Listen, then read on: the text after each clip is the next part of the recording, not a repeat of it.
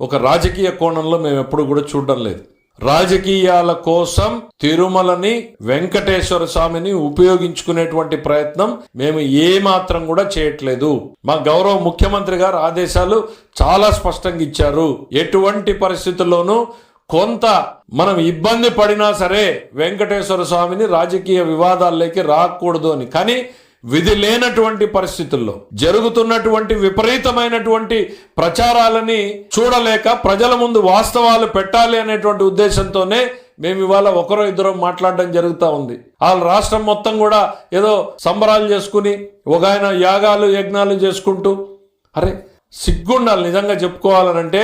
ఇట్లాంటివి జరిగాయి అనేటువంటిది ఇంత స్పష్టంగా పేజ్ నంబర్ 35లో ఛార్జ్ షీట్లో ఎన్డీడీబీ రిపోర్ట్లో జంతువుల అవశేషాలు ఉన్నాయి, జంతువులకు సంబంధించినటువంటి కొవ్వు అవశేషాలు ఉన్నాయి అని చెప్పినప్పుడు వాటిని మరుగునపరిచి ఏదో చెప్పేటువంటి ప్రయత్నం మీడియా చేతిలో ఉంది కదా అని విపరీతమైనటువంటి ప్రచారం చేయడం అనేటువంటిది అత్యంత బాధాకరం. ఇప్పటికైనా వాళ్ళ వైఖరిలో మార్పు రావాలని నేను కోరుకుంటున్నాను.